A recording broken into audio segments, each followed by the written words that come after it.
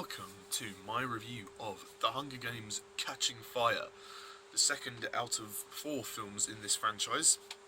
So yeah, we're halfway there already, and yeah, released in 2013 and directed by Francis Lawrence. So, let's crack on. So the basic plot of Catching Fire is that it's set a year after the events of the first one. Katniss and Peter have to go on this victory tour to the other districts, but President Snow comes to visit Katniss, and basically he demands her to convince him of her and Peter's love story, because he does not believe that she's in love with him, and he's worried that Katniss is going to start an uprising against the capital, which obviously isn't good for Snow, and it then becomes apparent to Snow that he has to get rid of Katniss in order to basically succeed with his plan. So therefore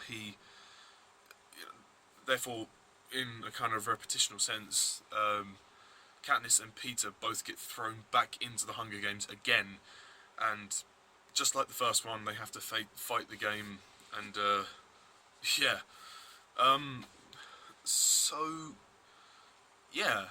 Hunger Games Catching Fire. Now, I saw the first one a few years ago when it came out, and I thought, yeah, it was a solid effort. I liked it, and I liked it again last night when I rewatched it, but oh my gosh, Catching Fire is just brilliant. It's just fantastic. I mean, what can I say? I think the biggest compliment I can give this is the change of director. I mean, no offense to Gary Ross, but Francis Lawrence, he gets it. He understands, and that's brilliant, And the camera is steady. That's another plus. But Francis Lawrence takes the helm here, and for the rest of the series, for the last 2 films as well. And, he quite clearly understands it, and he's kind of immersed himself into it as well. And this film actually immersed me into the world of the Hunger Games, because it deals more with the kind of political stuff. I mean, the first one was all about Katniss and her emotional storyline to save her sister. It didn't really spend time delving into the universe of the Hunger Games, this dystopian future, and it focused on making the games too gritty and realistic, whereas this time you completely believe that they're in this futuristic world, and it's fantastic. It is mesmerising, and although following in the same vein as the first one, it captures that intensity. That is the best thing about this film. 2.5 hours, it is intense. It is seriously intense. I mean, more than the first one. I was on the edge of my seat quite a lot, actually, when I watched this film the first time. I went to see this film at the cinema about almost 2 years ago, and I was completely blown away by this. I did not expect it to be as good as it was. It actually won me over to the series, and it made me excited to see the next one and see where it would all go. I like the story. It's good. It is very repetitive. There is an element of repetition, of course, with Katniss and Peter being thrown back into the games again. Although they tried to add a bit of a difference this time, in the sense that they say, "Oh, this is the third quarter quell," which basically means, every 25 years there's a significant game, where, there's pretty much the Hunger Games with an added twist. And in this case, it's all the people who are to be chosen are from the existing pool of victors. Hence, Katniss and Peter winning it the year before. It's obviously rigged so she can be put back in to the games. I love the fact that we see more of President Snow as well in this. And the story kind of revolves more around him as well. I felt that in the first one he didn't really do much, and I kind of wanted to see him more in the first one, because at the end you kind of see, okay, he doesn't like Katniss, and and he's up to something, and yeah, we found out what happened to Seneca Crane. um, so yeah, I really like Donald Sutherland as President Snow. He's really good. He's like his evil glint is just brilliant. He's a great villain. I think gradually you see him kind of tighten the noose, at grip the rope. He keeps the the tension. He's causing all the tension, and he keeps that flowing. He's playing games, and I like seeing that side of him. And that scene towards the beginning with Katniss and Snow when he comes to her house and says, basically demands her to convince him of her love for Peter, and she just can't deliver. I mean, Jennifer Lawrence as Katniss again is really good. In some ways, I think she's better than the first one. I mean, Katniss still, she has that struggle to deal with. Almost kind of like, because she's been through the games once already. It's kind of like, how do you cope with life afterwards? And that was a side of it I really thought was interesting to see, because Katniss is never gonna be, she's never gonna be as strong. She's never gonna be the same as she was before, and she's changed, and you can tell that. I mean, Peter, he does his best to keep things going, with his life and everything, and and yeah, their relationship develops. I mean, as I said in the first review, I'm not really a huge player on the love story element. I mean, yeah, I understand, this is aimed at kind of teenagers and stuff, so there is going to be that kind of romance element. It's kind of unnecessary, but it's not a huge bother because they don't really focus on it very much, to be fair. It's not at the forefront of the story. They keep it in the background, which is good. Only when necessary, they choose to develop certain moments. Like with Gale kind of confronting Katniss about his feelings for her, and Katniss is kind of torn between Peter and Gale, and there's that conflict going on. There's a lot going on in Catching Fire, which I really like. It's obviously the Empire Strikes Back of the Hunger Games films. I really like the direction by Francis Lawrence, as I've said earlier, and I prefer him to Gary Ross. He keeps that emotional drive of the story going, in the sense that, how does one cope with life after the games, and that moment, that impact of that realization that she'll have to go back into the games again, and how does Katniss try and convince the president that she loves Peter. There's so much tension here, and the emotional stuff really derives from that tension, which is brilliantly displayed. It's a beautifully directed film. It's a beautifully shot film as well, which makes up for the really crappy camera work of the first one. So I can forgive the first one now for its crappy camera work, because the sequel improves it. Yeah, we have a lot of other returning characters, like Josh Hutcherson as Peter Malark. He's great. He's back here. He tries to be, the kind of the I don't know how to say this, the saving face of their relationship. He's the one that's kind of dealing with all the public press and all that, and they kind of, Katniss and Peter decide to get married in order to kind of convince Snow that they really do love each other. I mean, it was gonna happen eventually, so Katniss says, why don't we just do it now? So, that's an interesting angle. I mean, you can kind of see Katniss really kind of warming to Peter, especially towards the second half of the film, when they're in the games. There's a lovely scene on a beach when Katniss says to Peter, "I need you." I mean, Peter doesn't have anything else worth living for. I mean, he still loves Katniss. I mean, as much as I'm not really a fan of the love triangle, I can really appreciate that scene because it is, a really great character moment. And I really like the performances here. So Liam Hemsworth gets more to do as Gale, and that whipping scene is intense. Oof. Like, you feel that. Ooh, like you feel the pain. You feel the pain and the scars on his back. Oh, it's nasty. That is nasty. He does a good job. I mean, he's only really there for kind of the love triangle plot, but he's good. He's good in the scenes he's in. You also got Woody Harrelson coming back as Haymitch, and Elizabeth Banks as Effie. You know, they're great characters, and I really liked Effie in this film. I mean, at first, when I first saw the first one, I didn't really think much of her. I thought she was a bad character. I thought she was on the evil side, but no, she's on the good side, and she really, there's even a line from her when she says, you deserve so much better. She has grown to care for them both. Katniss and Peter. She really cares for them. Having known them 2 years now, it's really kind of, they've really got to her, and it's almost like she kind of sees them as her little children in a sense. Yeah, I love the the moment when Effie says, I'm giving you boys these golden tokens.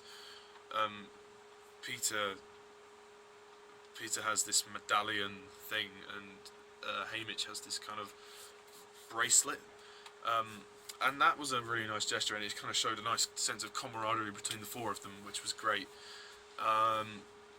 You've also got other returning characters such as Sinner, played by Lenny Cravitz. He's not really in the film much again, and it's quite brutal because, well, spoiler alert, Sinner dies. And as Katniss is going up into the games, it's quite brutal. I mean, it is still brutal, but not like in such a realistic way. There is a certain amount of death, but it's more discreet in this film. It's not as full on as it is in the first one. The first one really made a point of showing you all the death, and it became far too gritty and realistic for me personally. I mean, you have some new characters too.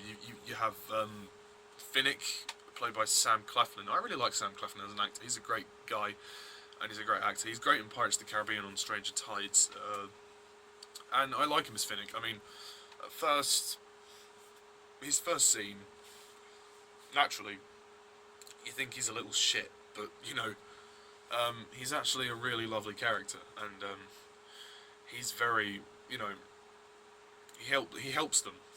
So he's a very helpful guy, and I like his I like how he kind of befriends Katniss and Peter. That's good. Yeah, and he's a character that will stay till the end, of course. We've also got Joanna, who's another one of the tributes. She's good. I mean, she's really, angry at the Capitol for being chosen again to go into the games. Excuse me. And I think any male can agree that stripping scene, scene where she strips down naked after the parade scene in the elevator. Peter unzips her dress and she strips down naked. I mean, any guy, would wish the camera was angled a little bit lower, but yeah. No, that's quite a satisfying scene. As a character, she's good, and I like how she becomes much more of a team player towards the end, because she's not afraid to express her opinion. I'll say that much. Excuse me. And who else? You've got Jeffrey Wright, who plays Beatty, and I can't remember the actress's name, but the one who plays Wiress is good. Those two are a great pair, and they're a very charming couple. And Beatty's a very clever guy. I like Jeffrey Wright. He's a good actor. Felix Leiter in the Daniel Craig Bond movie as well, the first two, anyway. This film has some really great moments. Also, one other character I forgot to mention is Plutarch Heavensby, the new game maker, played by the brilliant Phillip Seymour-Hoffman, you know, God rest his soul, who sadly passed away. Yeah, Phillip Seymour-Hoffman does a great job with Plutarch. Like, I never suspected he was a double agent. Oh, sorry, I'm getting tired. I never suspected when I first saw the film that Plutarch was a double agent. I had a you know, a sense that maybe, but you know, I never really thought. I thought he was more on, you know, a villain, because when he was talking to Snow about, you know, pretty much shitting on you know, Katniss's wedding and everything, you know, making her out to be this kind of, you know, focusing, you know, basically publicising everything that she's doing, and then, you know, and you know, then yeah, he had this. I can't explain it, but if you watch the film, he explains to President Snow about his elaborate plan to basically get rid of her.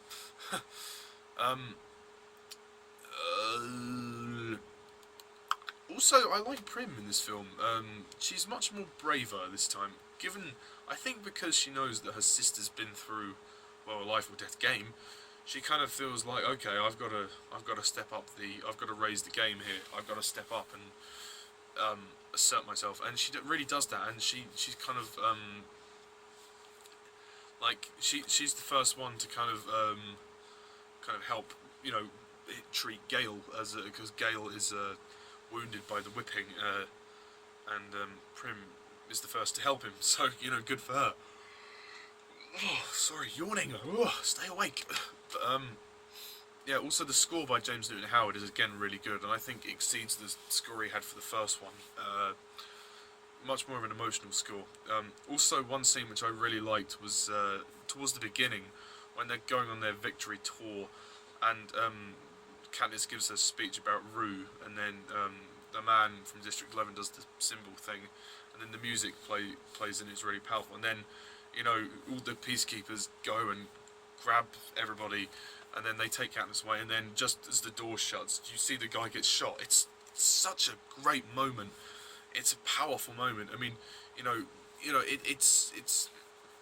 it's trying to show that, you know, Panem is this, like, horrible world. It really doesn't give a crap. Like, Francis Lawrence really does a great job of displaying the kind of the sheer horror and brutality of this world in which they live in. I mean, as well as it being this kind of vibrant fantasy world, well, in terms of the capital anyway. I mean, and, you know, they do keep the visual effects, they do keep the visual and style the same as the first one, which is great. And the visual effects are great. Cinematography wise, flawless, no problem whatsoever. Much the same as the first one. The film is again quite long. I mean, it is longer than the first one. It's about 4 minutes longer than the first one, but it flies by. It is briskly paced. There's a lot that happens. You know, it is I mean, the only downside is that it is a little bit kind of similar to the first one in the sense they have to go back into the games again. But it is different, and I like the scenes in the games, like when they're in the arena and they're fighting those monkeys, and then they're running away from the mist, and everything else. I mean, the arena, I think, is just much more interesting as well, like the kind of the clock and the big kind of spinning clock thing. That was really interesting, more so than the arena in the first one, which was just kind of a plain forest with like a centre where like they had this minefield in this cornucopia thing, which was still good, but for me this is better. It's kind of got a bit more scope, and that's why I kind of prefer, which is kind of why I'm allowed giving the film a pass on it being a little bit similar, because it knows it's similar, but it kind of expands on that. It's similar. It's kind of the same. It's kind of the same kind of formula, but just different kind of attributes to it, if you know what I mean. And the way that it, you know, ends in that, you know, when Katniss fires the arrow, that's a great scene. You know, she pretty much ends the games. The games are over. That's it. You know, I just love how this film escalates so much of the first one in so many ways, and it is really good. It is dramatic, powerful. Some bits are going to make you really like shudder with intensity and emotion. Like, there is a moment when this, when Peter's cradling this one tribute who saved him. And it's just, even though you don't know the character, it's just great because you really feel like everything's raised, the stakes are being raised. This is how you make a sequel. That's what I'm talking about. You raise the stakes, and Francis Lawrence did a great job at that. I mean, I think if Gary Ross stayed, we might have just got more of the same as what we had before. I mean, not that Gary Ross's direction was bad, but I don't think he fully understood I don't think he fully understood the tone of these novels. Yeah, and the character development is great. It's fine. I mean, the only character that I would have liked to have seen more development from is Sinner, but he's not really mentioned much. Also, Stanley Tucci returns as Caesar. He's great. His scenes are great. And also when Peter drops the baby bomb, so to speak, on Caesar, and then Caesar's like, just cut the show, like you see he's feeling the pressure, and it's Catching Fire. It's a great film. Like it's there's some good comedy as well. Also, and when Hamish has also chosen to go back in the Hunger Games because he won it before. But Peter volunteers in his place, so yeah, that shows how loyal Peter is. I love that, about Peter. Ultimately, there's not much more I can add, really. I mean, it's fantastic, and the ending of the film is really powerful. I mean, you find out that Katniss's home, District 12, is all gone. It's been destroyed, and that close-up of her at the end, like her kind of like tensing up, getting really angry, like it leaves you with that oh shit feeling, like they've done it now, oh shit. like it leaves you with that kind of tense feeling, but also excited because you want to see what happens next, and then the symbol at the end as well. It's just such a great way to end the film as well. And also when we find out Phillip Seymour-Hoffman's a good guy, that was nice. Also the party scene, which was at the President's Palace or whatever it was, that was really, the set design is just brilliant, for all of these films. I mean, I'm sure Mockingjay Part 2 will be as well. And yeah, also the song in the credits, Atlas, which is by Coldplay, that is a really good song, and it makes up for the pretty crap attempt at the end credits song with the previous film, by Abraham's Daughter. This is a great song. I love the the tune. I'll carry you on, do do do. I'll carry you on. That it's so good. Best end credits song for the Hunger Games series so far, and it kind of leaves you with that kind of haunting feeling of like, oh shit, it keeps within the tone of the film, which is great. Great work, Coldplay, just great work. In the end, the Hunger Games Catching Fire is a triumph, and it's a fantastic film. Great, a great sequel, no question about it. Do I prefer this? Well, I suppose you'll have to watch my ranking to find out, but at this current moment in time, I love this film, and the only real issues I have is that Sinner doesn't get much to do, and it is a little bit repetitive in the sense they have to go back into the games again, and the love story stuff. But apart from that, this film is flawless, and I'm gonna give it, what the hell, I'm gonna give it a 10 out of 10.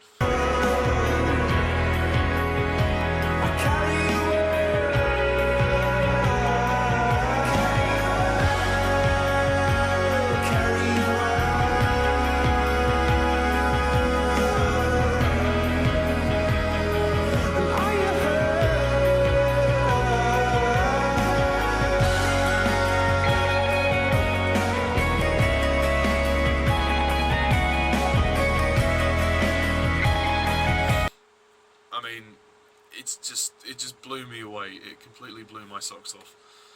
So yeah, that's my thoughts on the Hunger Games Catching Fire. Tune in next time when I review the Hunger Games Mockingjay Part 1.